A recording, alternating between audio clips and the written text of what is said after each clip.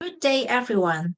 As we conclude the first day of the Asia Solar Energy for Climate Change Conference, we have had the opportunity to discuss various aspects of renewable energy transitions, from the role cities play in the global pledges to phase out fossil fuel and mobilizing impact investments. Each section has provided us with valuable insight and actionable strategy to drive the renewable energy agenda forward. Now, to wrap up our Enriching Day, we turn our focus to a specific case study in Hong Kong. Our final section today is Data Sharing on an Online Solar Map, a review of Feed-in Tariff to multi-sectoral solar development in Hong Kong. Here, to present this insightful study is Dr. Darren Zhong, Research Assistant Professor at the Asian Energy Studies Center of Hong Kong Petro's Universities. Dr. Zhang, who earned his PhD from the University of Hong Kong, has extensive research experience in urban planning, smart energy transitions, and smart city development. His latest research includes examining the trust dynamic in regional intercity energy collaborations and the impacts of energy transitions in post-Fukushima Japan. This section will explore the potential added values of solar energy systems across various sectors in Hong Kong, leveraging an online solar map to visualize these benefits. Without further ado, please join me in welcoming Dr. Zhang. Darren, the floor is yours. Yeah, thank you, Elisa. So let me share my screen. I think the screen sharing is right now. I think it's okay now. So Yes. Good afternoon, everyone. I'm very happy to have the chance to share with you. Our latest, one of our latest research project, which is so-called the online solar map. Okay, and so just 1 second. Yeah. To begin with, so let me briefly introduce the Hong Kong solar development in Hong Kong. So basically everything starts from 2018. So before that, we see that the solar development in Hong Kong was relatively slow. So because of it, at that time, there wasn't much government support, government subsidies, and people's awareness are still very low about what is solar energy and so forth. So there are some small-scale solar PV projects initiated by the university or the government or some public school in Hong Kong, and the solar power to the energy mix is very, very tiny, so less than 0.1% or even less throughout the 2100. So it was not until 2018 when the government announced about the so-called Feed-in Tariff program in Hong Kong. So it was like the first program in Hong Kong. So that subsidized the Hong Kong people and also different PV system owners to sell their electricity to the grid at a premium price. So the price is very generous at that time. So it was about Hong Kong dollars, so $5 per kilowatt hour per unit of electricity, and so it was equivalent to about 80 US cents. So for each unit of electricity sold to the grid. So with this this scheme, then the two electricity companies they started to accept application for buying and selling this the solar electricity through this Feed-in Tariff scheme. And then from at that point, and then you can see that based on this timeline, so there were many applications like that. So over maybe the last 5 years or so, there were more than 2,000, more than 1,000, and I think right now the numbers has been updated to 2,000 already. Basically, and also the government now, although they do not explicitly say so. But we position that solar energy is basically one of the major renewable energy source that could need to contribute to the carbon neutrality of our city. So this is why we think that it is necessary to document and then to understand the benefit of solar energy to the society to even a larger scale. Of course, like some sectors of the Hong Kong society and also to the whole world, they understand very much about what is important about renewable energy and what is so important about solar energy. But to the wider society, to the general public, now who doesn't have the chance to visualize, so what is solar panel, or who doesn't have a chance to install a solar system in his own in his or her own premises, so they don't know. So now we want to make it more visualized to the solar benefits and also the added values of the solar energy system to the society there. So that's why we try to understand, bring it together all the resources and then to put it on a online solar map. So this is today's topic, the data sharing on an online solar map. And then we want to see, so after several years of the Feed-in Tariff program, so what is the development right now? So in different sectors. So this is the objective. So we have 4 major objectives, and then to develop this online solar map in Hong Kong. So we want to do it from Hong Kong, and if we have the chances, we extend to other cities as well and other regions in the world as well. Okay, so we want to invite different sectors, stakeholders. So whether they have if they have their solar system, and if they can share their solar data, so that we invite them to join this map and then to share the data online. Okay, we want to try to visualize that, allow the people, the public, anyone, and then to be able to visualize the solar contribution, the performance. And then we try to use to try to give more education to the community. So what are the benefits, also what are the stories, why do they install the solar system, and so on and so forth. Okay, so then we try to identify whether it is challenging to build such a open shareable data platform. Okay, so these are the major objectives. Okay, and then we come to the preliminary findings. So the first of all, we collect data from two parts. One is that we invite different parties to contribute their solar data, and then we conduct interviews with them, and then to learn about the stories are behind the installation of the solar PV panels. Okay, so these are the numbers. We have NGOs, we have the schools, we have the public sectors, and we also have individual households who is willing to share their data. And so this is about the solar capacity, and so the total solar capacity associating with these participants. Okay, and we see that, so of course NGO and schools, that they have more space, so they could install more solar panels, and the system is much larger compared to the individual households and the public sectors.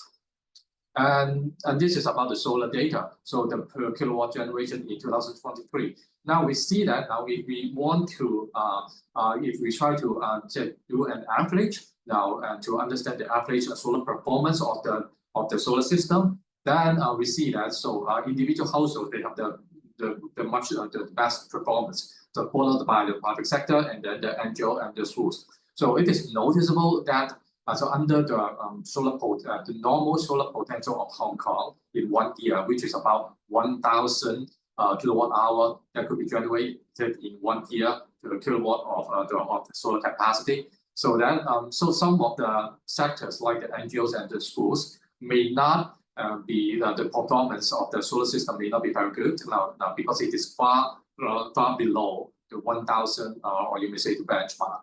So and then the next step we are going to investigate. So what are the reasons, what are the factors that is associating to such a underperformance of the solar system? Okay, so we also understand that there are different installation modes or the models that can help speed up the installation, the solar uptake in the society. So the first thing is, of course, you pay the system all on your own, and then the second one is so-called the solar leasing. Okay, solar leasing would be like just the solar installer, so they pay all the costs. But when you get the feed-in tariff, then you have to share some of the profit with them. Okay, because they install they install the system for you, so free of charge. So that is how they try to earn some profit, feed-in tariff profit from you. Okay, so that on a shareable basis. There were also another type of solar leasing, so which is like, okay, there is an NGO as an agent who try to negotiate, they want to provide a one-stop services, and then to line up the suitable solar installer for the installation at your site. Okay, this is the first system, and also there is one more system, which is the government-funded system. So it is a one-stop service provided to schools and NGO sectors by the government.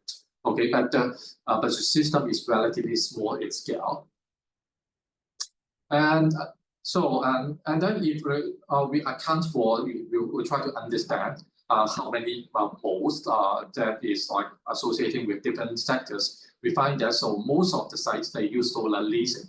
Okay, so they don't use other. So because like so we understand that so the cost is one of the major factors for these sectors. Also for the private sector as well. So most of the challenges will be the financial implications. So they cannot put aside extra money for installation of solar panels. So that's why they aim for solar leasing models. And then the in terms of the reason for installation. So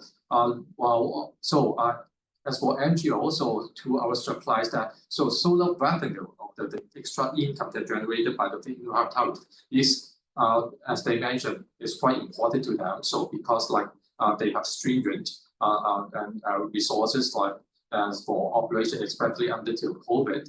So as for the private sector, they do not highlight the solar revenue. So what they highlight is about the organizational mission or the corporate social responsibility. And as schools are of course like they highlight the environmental benefit and education, etc.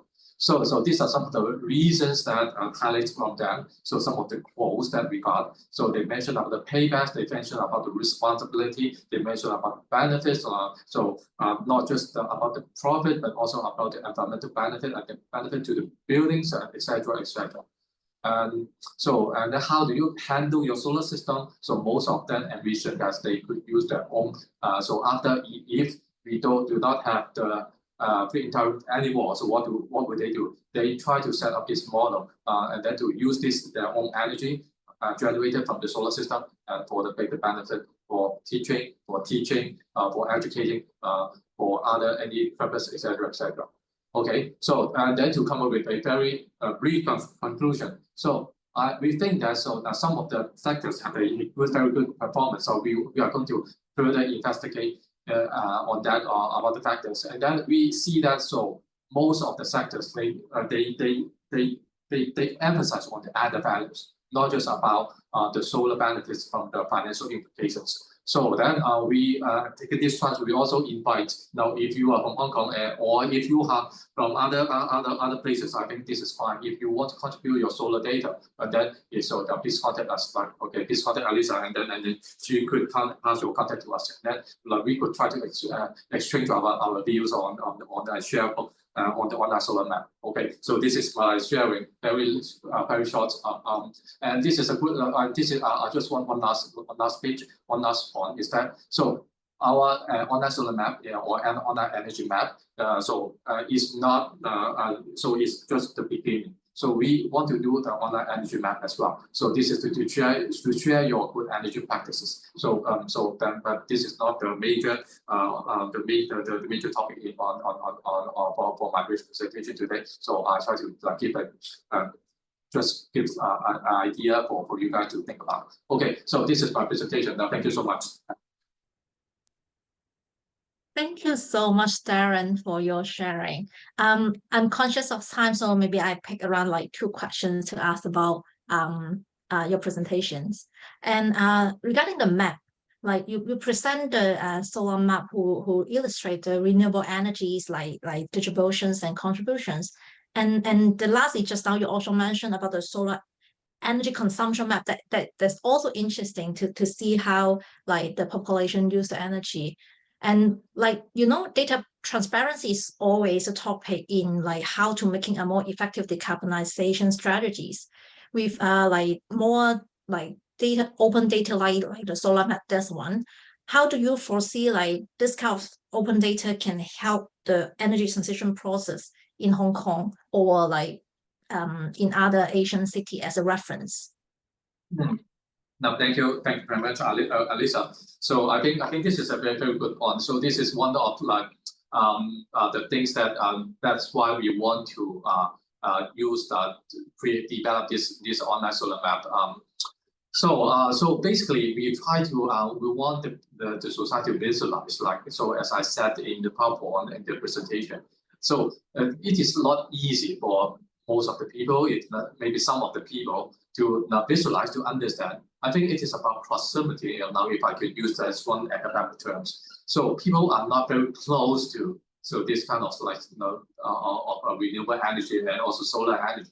To many people now, you tell them so what is solar energy, so they don't know. And then if we could like put up use these sort of tools, like whether it is for application or whether it is it looks nice, whether it is like user friendly, so they are much more easier to visualize the things. Okay, and but I think it is only the beginning step. Okay, so once you could visualize that, then we will think, okay, so what is the next step now? Okay, I think in the society they try to develop different tools. For example, sometimes they develop mini games based on this kind of like the solar data, and then or they could like develop like some what we in another project we try to use some GIS tools, and then for educating the secondary schools and the primary students, and we also develop some the VR tools so that they have a much better sense, more dynamic and interesting and also interactive tools, so that they have a more understanding about the benefit of the renewable energy and also solar energy to the society. So the next step is like how do we make it more proximate now to different people. So the map is only to me is only in the beginning. So to make it transparent, and then we try to through developing this initiative, this online solar map, and we also try to like promote a sense of data sharing. So this is not very sensitive data to me, okay, or maybe some people have a concern. So solar data is not very sensitive usually, okay. So it is about the natural resources that could be generated by your solar system. So and then if we could collect, so we promote this kind of like habit to share your non-sensitive data, so that the government, the society has a better potential to understand what we could contribute to the society in terms of carbon neutrality, and then to advocate the government to do more in terms of renewable energy development. So so another point is that the government has been talking about we have very limited solar resources in the society that does not help us, the society, to move along the carbon neutral pathway. So I think this too another major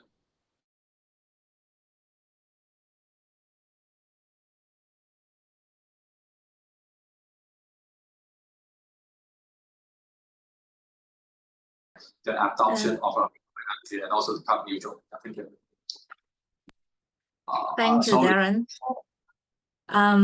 We like it's really like happy to hear about like how technologies and also link with the open resources can like help on the whole like development, and I do hope that we can see more of this kind of sharing, this non-sensitive data sharing in the market, and help us to know about and more clear about the directions that we need to develop in terms of solving the decarbonization problem.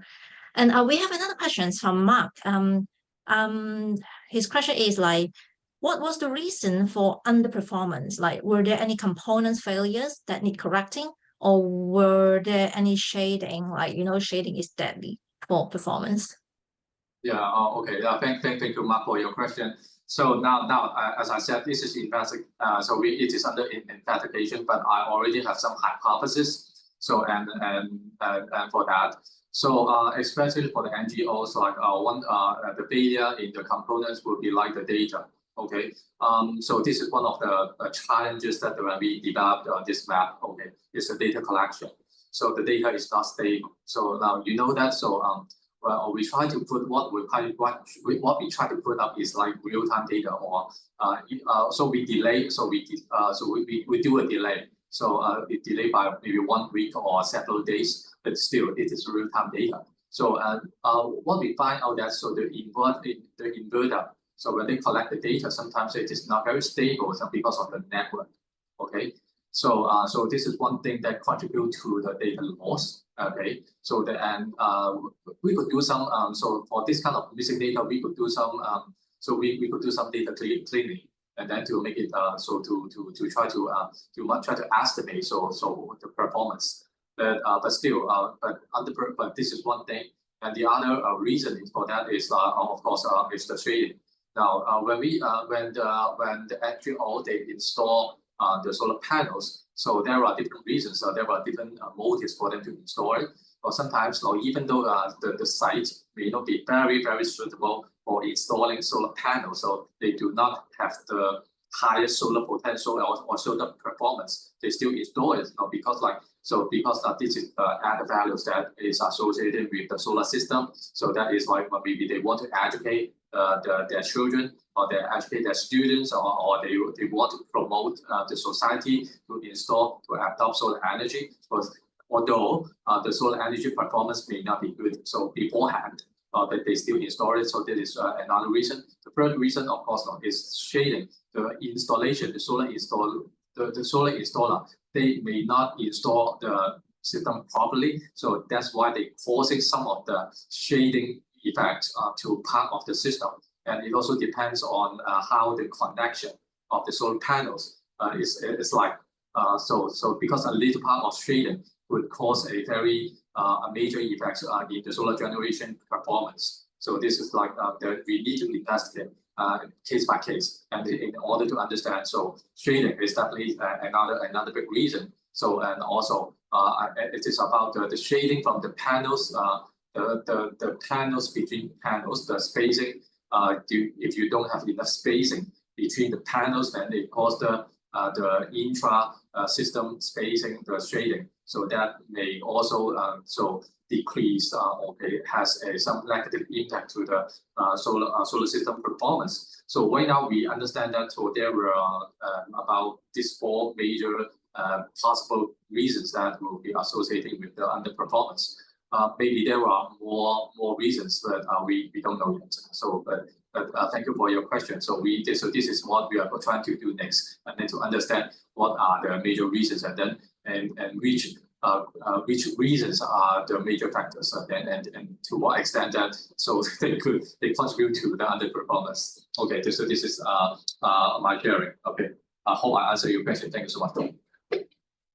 Thank you, Darren, and I saw thank you from Mark as well in chat room. So this is the end of our sections, and let's spare me a time to like give some introduction also tomorrow. So looking ahead to tomorrow, we have an exciting lineup of the sections that look into issues such as the end-of-life management of solar panels, also bridging the technical skill gaps in the booming renewable energy job market. And as well as we will also look into how to ensure inclusivity of our journey to just energy transitions. And lastly, we definitely need to address policy and technical obstacle in Asian city, and also how empowering role of women in driving changes through access, knowledge, and participation can do. If you would like to review what we have discussed today, the recording video will be ready soon on our Zoom portal. Please feel free to pop in. And if you have any follow-up questions that you would like to discuss with Darren, always leave your comment in the chat box, or you can connect them through the Zoom platform as well. Lastly, I encourage you all to join us again as we will continue to explore this vital topic and work together towards a sustainable futures. Thank you for your participation, and I look forward to seeing you tomorrow. Have a nice evening.